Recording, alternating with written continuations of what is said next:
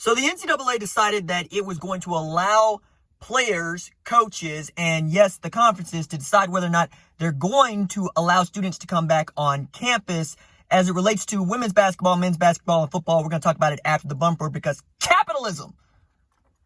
What's up, Kid Focus? RJ Young. I am not on the step. Consider hitting the like and subscribe button because I upload a video every single day. It's always college football related, sports related. We have a good time. Today, I'm doing this from my truck because I'm out doing stuff. And yeah, Pete Thamel dropped it at Yahoo that the NCAA Division I Council voted what many people thought they would do, which is to say, yeah, you guys can have your voluntary workouts starting June 1 on your campuses, provided you are going by state, government, city, municipal guidelines about what you should be doing in response to the COVID, and you're trying to keep your faculty, your staff, and most importantly, your players safe. And this responds to football, men's basketball, women's basketball, all things that probably should get started in August in a, normal year. But this ain't a normal year, right? That's kind of the point here. One, it's an election year. Two, you can't talk about this stuff without getting red and blue.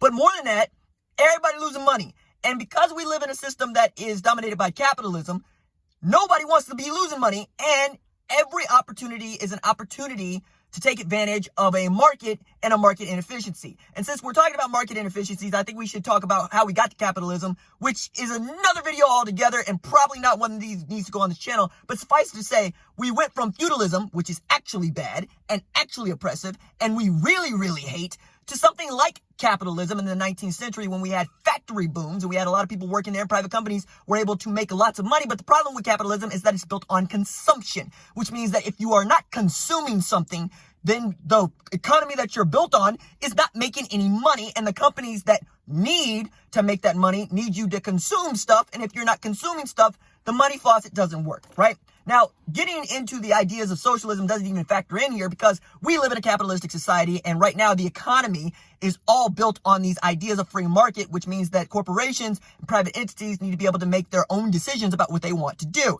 Problem with that is corporations and private companies are usually irresponsible when it comes to the well-being of humanity. That be you, that be me, and that would definitely be players. Now, there's going to be some fallout from all of this. There's always been some, with the University of Akron having to get rid of some of its sports. We've seen Bowling Green State having to drop its baseball program. We've seen the University of Urbana completely wiped off the face of the earth, along with Florida Tech's football program, all because the faucet was turned off in March. The faucet being turned off meaning no conference championship games in men's basketball or women's basketball, and no NCAA tournament, which amounts to about $1 billion that the NCAA did not put into the coffers of its 300 plus member institutions, which means that you did not get doled out the between $5 and $12 million for your school, depending on whether or not you're Kansas or just making the tournament based on you winning the conference championship, because that TV money is gone. Meanwhile, CBS got to save about $1 billion.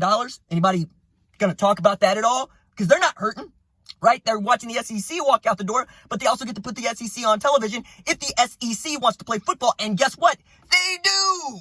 That's exactly what they want to do. And that's what the Big 12 wants to do. That's what the ACC wants to do. And you know what? That's what the Pac-12 wants to do. And I think that's one of the reasons that you're seeing governors at Texas, at New York, and at California say, hey, look, we would love to see sports done professionally and in some avenues in the summer. Why? Because you need the money turned back on. Because even in a democratic government, even in one in which you are run by a Democrat, a la California or Louisiana, you need the money turned on because everything is built on this capitalistic idea of consumption, which is the reason why people are scrambling to try to put anything on television. I mean, we signed up to watch Cruising World from NASCAR drivers. I'm calling iRacing Cruising World because it's essentially video games. I like video games. I think video games are valuable.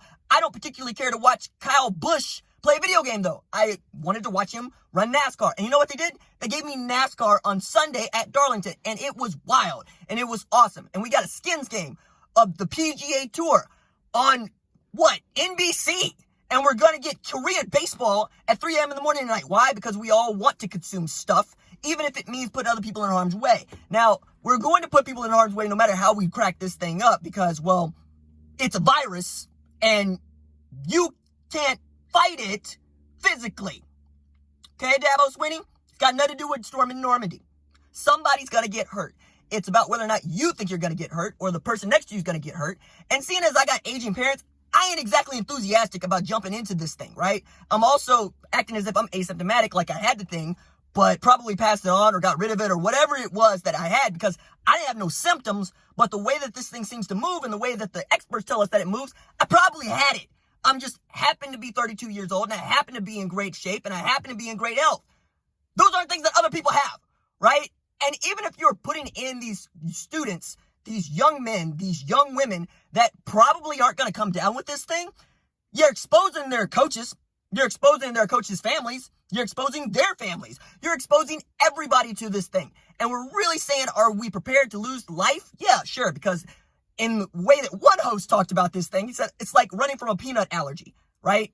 Nobody wants a peanut allergy. Nobody wants to see anything bad happen to somebody with a peanut allergy. But are we all willing to say that we don't want to eat peanuts so that we could, stop that person from contracting a peanut allergy? I say yes. Many people say no. And seeing as I'm outnumbered, that's how we end up with, the NCAA Division I Council also saying, we're going to do this thing called allow y'all to return during the summer to get ready to play football, because we need to be able to play football in the fall to turn the money on, because the money and the economy seems to be way more important than the loss of life here, even as we've gone over 100,000 people that have died from this virus. And I don't really care whether or not you believe that this virus is real or coming for you. I only care that I thought we were all in on this thing called, saving people's lives. But it seems like we're all in on saving this money and getting this money back going. And I can get that too, right? It's really difficult to get upset with somebody whose job it is to bring in money, a la Joe Castiglione, even Lincoln Riley, because the caravan that you were expecting to have, where you're going to go over to get those donors to give you money toward things like, football, can't do those anymore. The seat licensing, a lot of people aren't going to be able to renew those, because guess what? We've seen the highest rate of unemployment that we have seen since the Depression. The Depression!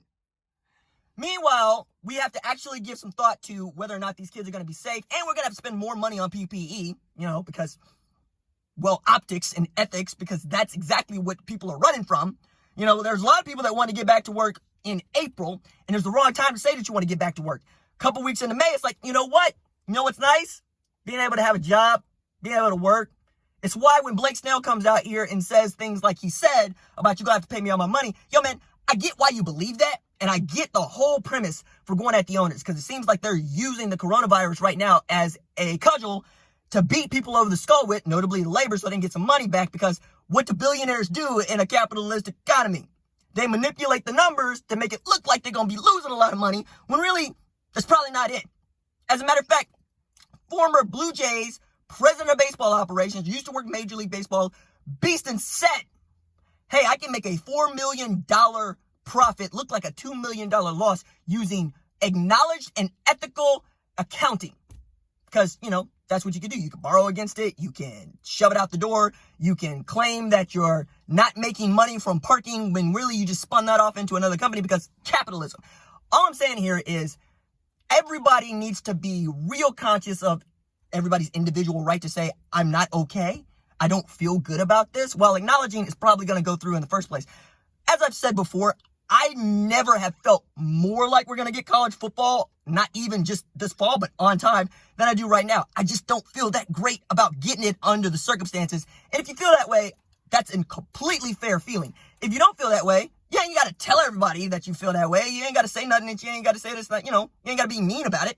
But I can acknowledge that everybody can be right and everybody can be wrong on this thing. What's going to be really interesting is how we are able to pull this thing off in the face of, ethics, public opinion, medical experts who might want to put their foot down, but also probably going to end up quitting their jobs over ethical standards. We'll see. All right. Deuces.